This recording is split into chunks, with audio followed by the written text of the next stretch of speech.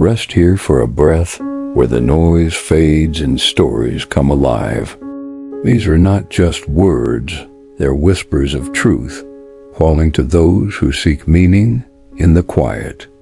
If you feel pulled to tales that stir the spirit, you're home. Subscribe to dive deeper. Now let the story awaken. In the fog-draped streets of San Francisco, where tech towers gleam and coffee shops hung with dreams, Emma walks through a life that looks perfect from the outside. She's 32, with a sharp mind for marketing and a smile that hides her restlessness. Her husband, Liam, is a tech entrepreneur, his name whispered in startup circles with awe.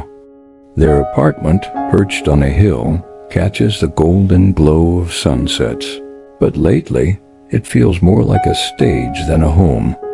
Liam's days blur into late-night coding sessions, leaving Emma to sip wine alone, her thoughts drifting like the city's mist.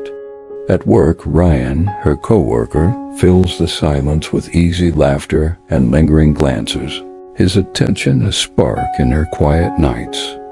And then there's Sophia, her best friend, always ready with a listening ear, yet her eyes hold a secret when Liam's name comes up.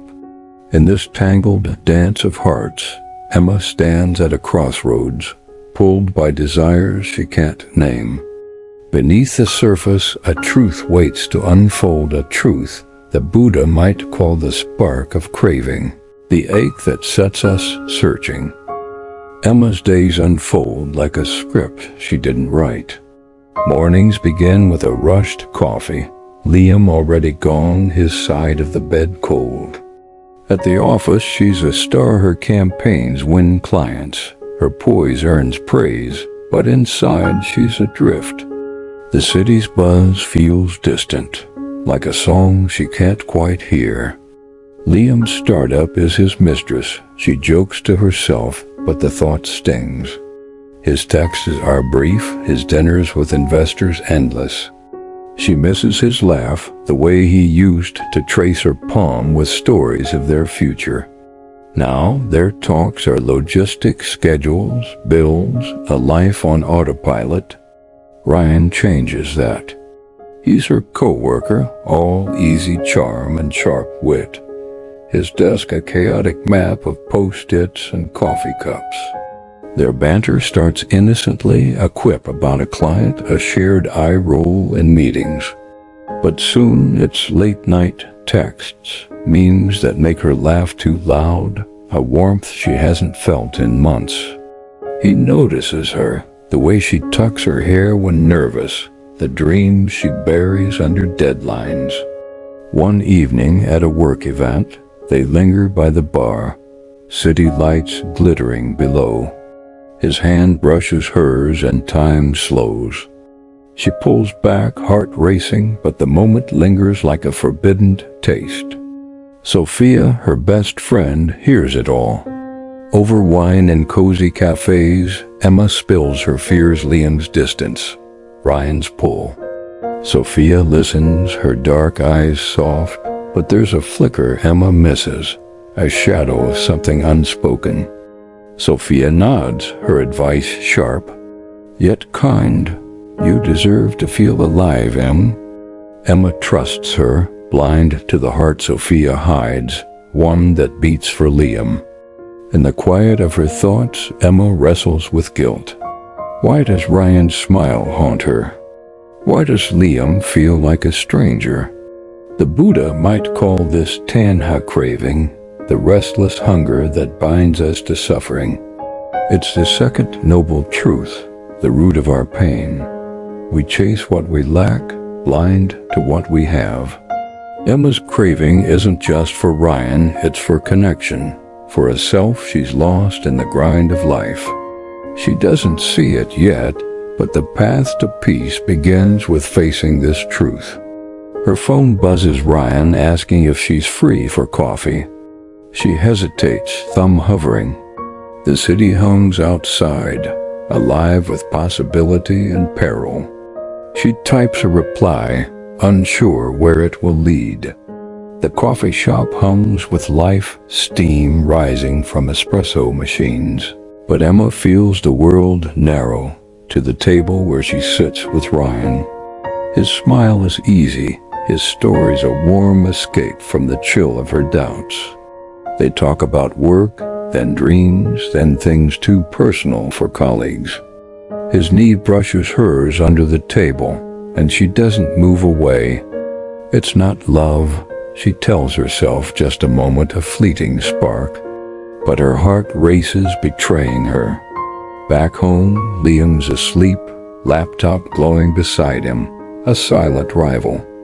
Emma lies awake, the city's fog curling around her thoughts like a warning. Sophia's voice cuts through the haze the next day over lunch. Liam's been distant, hasn't he? She says, her tone soft but pointed. I saw him at a bar with some woman last week, looked cozy. Emma's stomach twists. She presses for details, but Sophia shrugs, vague, her eyes darting away.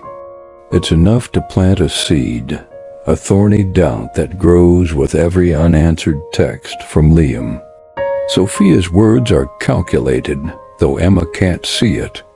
Sophia's heart has long belonged to Liam, a secret buried under years of friendship.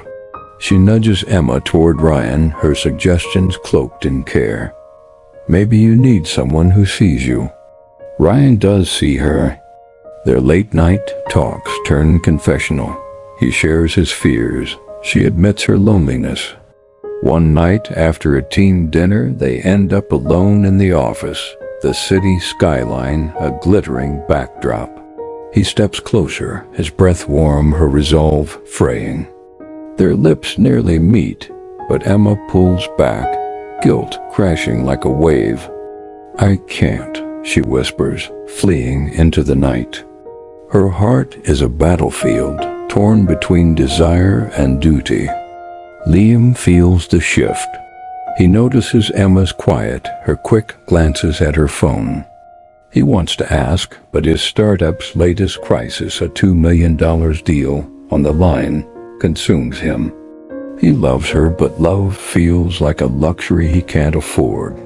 He misses the Emma who laughed at his bad jokes, not this stranger who slips away in silence. The Buddha's wisdom whispers here, in the space between their choices. Impermanence, Annika teaches that all things pass, even love, even pain. Emma's clinging to Ryan's attention, Sophia's to her hidden longing, Liam's to his ambition. All are fleeting, yet they grip tightly, blind to the truth that nothing lasts. This craving binds them to suffering, a cycle the Buddha saw clearly. To break free, they'd need to see the impermanence of their desires, to let go before the heart hardens. Emma's phone lights up again, Ryan asking to talk. Sophia's words echo, you deserve to feel alive. Liam's key turns in the lock, his tired eyes searching hers. The web tightens and Emma stands at its center, unaware of the threads pulling her apart. The air in Emma and Liam's apartment feels heavy, like a storm waiting to break. Liam sets his keys down, his eyes catching hers for a moment too long. You okay? He asks, voice soft but searching. Emma nods, but her smile is brittle, her phone burning in her pocket with Ryan's unanswered message. She wants to tell him everything, the loneliness, the pull toward Ryan, the doubts Sophia sowed, but the words stick in her throat. Instead, she asks about his day, and he launches into a story about his startup's latest pitch, his passion a reminder of why she fell for him. But it's also a wall keeping her out. The next day, Sophia invites Emma for drinks, her tone urgent. At a dimly lit bar, Sophia leans in, her voice low. I didn't want to say before, but I heard Liam's been too close with an investor's assistant. People talk, Em. Emma's heart lurches, anger flaring. She presses, but Sophia's details are slippery just enough to wound. Back home, Emma scrolls through Liam's messages, searching for proof, finding nothing but her own fear. She texts Ryan instead, agreeing to meet, her resolve crumbling under the weight of betrayal she imagines. Ryan meets her at a quiet park, the city's hum muted by redwood trees. He listens as she pours out her pain, Liam's distance, Sophia's hints, her own guilt. His hand finds hers, steady and warm, and for a moment she lets herself lean into it. Their lips meet, a brief electric mistake. Emma pulls away, tears stinging. "I'm married," she says, more to herself than him. Ryan nods, stepping back, but the damage is done. That night, the truth unravels. Liam finds a text from Ryan on Emma's phone, left open by accident. His voice is quiet, hurt cutting deeper than anger. "Who's he to you?" Emma confesses the emotional affair, the kiss, her confusion. Liam's face crumples, but he admits his own failure, neglecting her, lost in his work. Then, a sharper blow, Sophia's lies surface. Liam saw her at that bar, alone, no woman with him. Emma calls Sophia, voice shaking, and the truth spills. Sophia's love for Liam, her calculated nudges to break them apart. The betrayal cuts deeper than Ryan's kiss. In this chaos, the Buddha's wisdom offers a lantern. The third noble truth speaks of liberation, ending suffering by letting go of craving. Emma's desire for Ryan, Sophia's for Liam, Liam's for success, all are chains. To heal, they must release these attachments, not with force, but with clarity. The path lies in seeing desire for what it is, a fleeting shadow, not a truth to chase. Emma sits alone, the city quiet outside. She breathes, feeling the weight of her choices. Liam waits in the next room, Sophia's apology unanswered on her phone. Ryan's number is still there, a temptation she hasn't deleted. The way forward isn't clear, but it begins with a single honest step. Emma's breath steadies as she sits cross-legged on the floor, the city's glow filtering through the window. Liam's presence lingers in the next room, a quiet promise to talk when she's ready. Her phone is silent now, Sophia's messages unread. Ryan's number deleted in a moment of clarity. The pain of betrayal, both given and received, sits heavy in her chest, but beneath it, a flicker of resolve grows. She's lost her way, but the Buddha's teachings, like a soft light, offer a path back. The fourth noble truth, the Noble Eightfold Path, points to a life of balance. Emma sees her missteps, the craving for Ryan's attention, the blindness to Liam's struggles, the trust in Sophia's half-truths. To heal, she must walk a new road. The Buddha's wisdom isn't about erasing pain, but seeing it clearly, without clinging or running. Emma begins here, in the quiet, asking herself what she truly seeks, not escape, but peace. 3 practices emerge, rooted in Buddhist teachings, to guide her and anyone tangled in infidelity's web. First, mindful awareness. Pause and observe thoughts without judgment. Emma could have noticed her loneliness before it turned to Ryan, naming it without acting. Sit daily, even for 10 minutes, watching emotions rise and fall like waves. Second, right intention. Act from compassion, not desire. Emma's kiss with Ryan came from hurt. Choosing kindness to Liam, to herself, might have shifted the story. Ask, does this choice harm or heal? Third, honest reflection.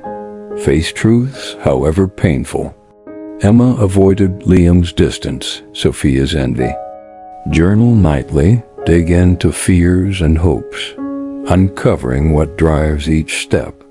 Emma tries these. She meditates, feeling the ache of guilt but letting it pass. She speaks to Liam, not to blame but to listen his fears of failing her, his regret for absence. They agree to small acts. Shared walks, no phones at dinner. Sophia's betrayal lingers, but Emma chooses distance, not anger, letting go without grudge. The marriage isn't healed, but it's honest to start. These practices aren't magic. Infidelity's scars remain, but they need not define. The Buddha taught that suffering is universal, yet so is freedom. By seeing craving, embracing impermanence, and walking with intention, Emma finds a fragile peace. She rises, ready to join Liam, her heart lighter, her steps sure. Emma steps into the living room, where Liam waits, his eyes soft with hope. They don't have answers, but they have this moment a choice to rebuild or release with grace. The Buddha's path isn't about perfection, but presence, seeing each breath as a chance to begin. Emma's journey through infidelity's storm taught her this.